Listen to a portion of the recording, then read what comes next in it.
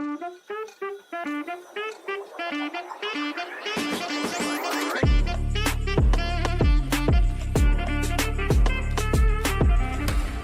Sobat Politician Academy, bertemu lagi dengan Bung Gas Chandra, Coach dari Politician Academy. Konten kali ini merupakan bagian kedua dari konten 6 langkah memenangkan pilkada yang sudah rilis sebelumnya. Kalau Anda belum menyimak bagian pertama, usul saya Anda simak bagian pertama dulu, baru Anda masuk ke bagian kedua ini. Di bagian kedua kita akan membahas 3 langkah terakhir, 3 langkah yang sangat penting yang merupakan tonggak atau pilar pemenangan pilkada Anda. Dan ketiga langkah ini harus Anda miliki secara seimbang atau balance. Jadi nggak boleh ada salah satu yang lebih besar, salah satu lebih kecil. Ketiga-tiganya ini harus seimbang karena ini merupakan 3 pilar pemenangan pilkada Anda.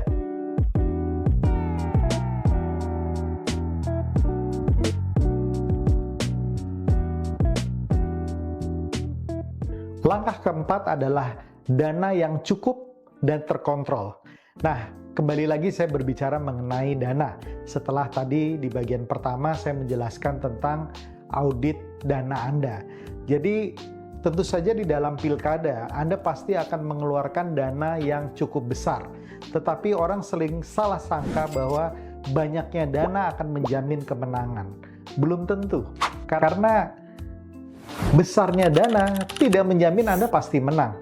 Ya, mungkin Anda bisa lihat di kiri kanan Anda atau Anda bisa dengar cerita-cerita mereka yang memiliki banyak dana, baik di pileg maupun pilkada bisa juga kalah oleh kompetitornya. Jadi masalahnya bukan besar-besaran dana, tetapi dana yang cukup, dana yang tersedia. Nah, berapa besarnya dana yang cukup dan tersedia tergantung daerah Anda. Nanti Anda bisa dengarkan konten di bagian pertama, saya di situ menjelaskan jumlah dana yang sebaiknya disediakan. Jadi dana itu yang penting cukup. Artinya cukup untuk Anda bertempur untuk bertarung dengan kompetitor-kompetitor Anda. Kalau Anda memiliki dana yang lebih besar, tentu saja itu merupakan kelebihan Anda, tetapi sekali lagi bukan jaminan. Kenapa bukan jaminan? Karena ada yang lebih penting dari sekedar besarnya dana, yaitu bagaimana Anda melakukan manajemen terhadap dana tersebut. Manajemen ini berkaitan dengan bagaimana Anda menyusun RAB atau rencana anggaran dan biaya yang tepat dan terukur, bagaimana kemudian Anda mendistribusikan dana tersebut, bagaimana Anda mengalokasikan dana tersebut ke dalam pengeluaran-pengeluaran yang harus dikeluarkan, bagaimana Anda melakukan evaluasi dan Anda melakukan monitoring terhadap dana yang Anda keluarkan, dan bagaimana dana tersebut bisa betul-betul terukur mencapai hasil yang Anda inginkan. Nah, ini semua menjadi penting karena bagi penantang baru atau mereka yang baru masuk ke dalam politik, biasanya kesalahannya kurang lebih seperti ini.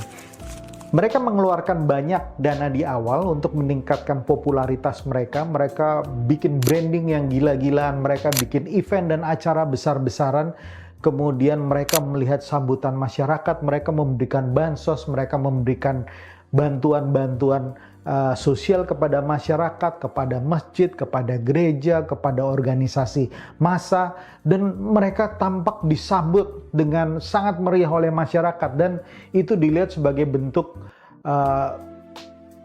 persetujuan dari masyarakat atau tingginya popularitas dia. Nah, karena besarnya dana di awal, kemudian di tengah itu kegiatannya mulai menurun karena dananya semakin berkurang. Dan yang apes, yang sial adalah justru pada saat di ujung terakhir, di kampanye terakhir, pada masa hard campaign, itu dananya malah habis. Nah, ini ironis sekali. Nah, untuk Anda penantang baru, Anda harus memiliki manajemen dana yang baik. Untuk mereka yang sudah menjadi petahana tentu saja sudah lebih berpengalaman, tetapi bukan berarti mereka tidak bisa salah juga. Ya, artinya Anda harus mempunyai kontrol terhadap dana Anda dengan sebaik-baiknya. Langkah kelima, yaitu Anda mesti memiliki tim ses yang loyal dan solid. Untuk pilkada, pileg, pilpres bahkan, Anda yang mau maju pasti tidak mungkin bisa menang sendiri. Anda pasti memiliki pasukan, Anda pasti memiliki orang-orang untuk membantu Anda. Itu yang disebut sebagai tim ses. Nah, masalahnya dengan tim ses adalah, dari pengalaman saya, kekalahan dari seorang kandidat itu dikontribusikan 40% sampai 60% itu adalah salah dari tim sesnya, atau kekalahannya dikontribusikan oleh kesalahan dari tim sesnya. Angkanya cukup besar, 40 sampai 60%. Nah, disinilah kita mesti berhati-hati dalam mengelola tim ses, karena Anda sebagai kandidat itu akan dilihat oleh para petualang politik, mereka yang ingin bergabung dengan Anda itu seperti gula-gula yang tentu saja mereka ini sebagai semut yang akan mengerubungi gula-gula itu. Bagaimana tidak gula-gula? Anda akan mengeluarkan dana miliaran dalam jangka waktu yang pendek, 4-5 bulan. Dananya bisa 10 miliar, 15 miliar, 20 miliar, 30 miliar. Yang Anda keluarkan dalam jangka waktu yang pendek. Tentu saja banyak sekali yang tertarik dengan berbagai kepentingan untuk bisa bergabung dengan Anda dan ikut menghabiskan porsi dana tersebut. Nah, kalau Anda tidak memiliki tim ses yang loyal dan solid, maka tadi poin yang keempat, Anda memiliki dana yang sudah cukup, tapi dana itu tidak cukup menghantarkan Anda kepada kemenangan karena dana ini habis diporotin oleh tim ses Anda. Oleh karena itu, dalam tim ses Anda harus hati-hati, satu dalam rekrutmen, kedua dalam menentukan posisi mereka sesuai tentu saja dengan skill dan pengalaman mereka. Ketiga, menentukan job description yang tepat dan terukur. Kemudian yang berikutnya, yang keempat, Anda juga harus memiliki monitoring dan evaluasi. Don't taken for granted.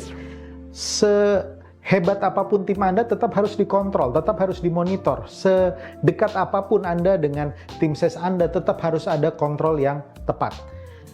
Dan yang terakhir, tentu saja dalam memberikan rewards dan punishment, Anda harus punya kejelasan. Karena ini yang menjamin sistem itu bisa berjalan secara fair di dalam tim ses Anda.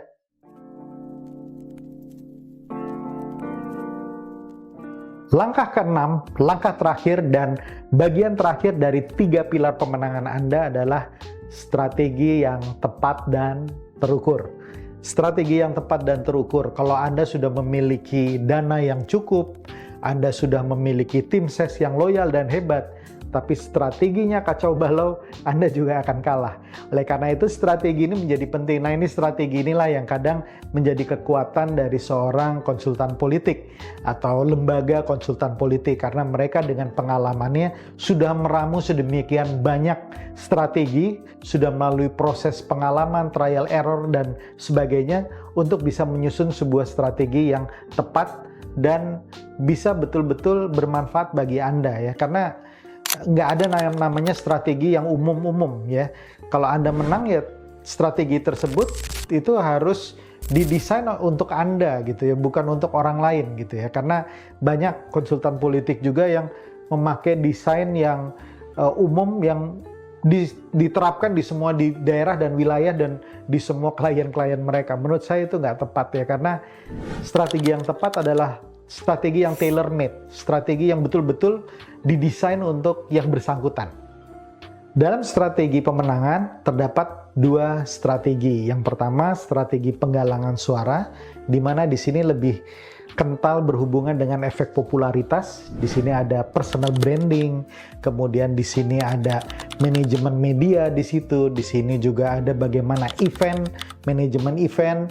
Di sini kemudian ada bagaimana branding outdoor, branding yang melalui media sosial dan lain sebagainya. Ini efek penggalangan suara, yaitu efek popularitas, di mana Anda kemudian menjadi diketahui, dikenal, dan disukai. Nah, kemudian setelah itu muncul efek elektabilitas. Nah, efek elektabilitas ini ada di strategi pengamanan suara. Jadi teman-teman yang baru kadang-kadang suka lupa, fokusnya terlalu banyak di penggalangan suara, lupa di pengamanan suara. Nah, hati-hati di sini gitu ya, karena seberapa populernya Anda, kalau Anda tidak dicoblos dan tidak dipilih, percuma saja. Nah, dicoblos dan dipilih itu ada di efek pengamanan suara. Di efek pengamanan suara ini ada verifikasi data yang detail dan betul-betul terukur dengan baik, jelas, nama, kemudian WA, address, alamat, dan sampai detail lainnya. Ya, kemudian masuk juga di sini kepada advokasi hukum, di mana Anda dikawal oleh tim Anda dalam konteks hukum, karena dalam pilkada kadang-kadang banyak isu-isu yang harus dihadapi secara hukum juga. Bahkan kalau misalnya nanti Anda kalah atau menang dengan beda yang sangat sedikit dan diduga terjadi kecurangan, perlu ada advokasi hukum sampai di level MK. Dan juga yang terakhir lebih penting lagi adalah mengenai masalah manajemen saksi. Ini jumlah dananya, jumlah uangnya juga tidak kecil karena berhubungan dengan pengawasan di lini paling terakhir dalam proses pilkada. Nah, ini semua adalah bagian pengamanan suara. Penggalangan dan pengamanan suara kalau bisa balance, bisa bersandingan baik, maka itu merupakan jaminan kemenangan Anda di pilkada. Nah, demikian 6 langkah pemenangan pilkada Anda. Ikuti langkah-langkah itu, saya yakin Anda bisa memenangkan pilkada dengan baik. Jangan lupa untuk meluruskan niat dan semangat Anda bahwa Anda maju untuk memberikan manfaat bagi orang lain, bahwa Anda maju untuk memajukan daerah Anda maju untuk menyejahterakan masyarakat di daerah Anda.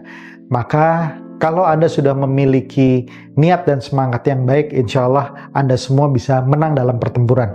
Semoga bermanfaat dan salam kebangsaan.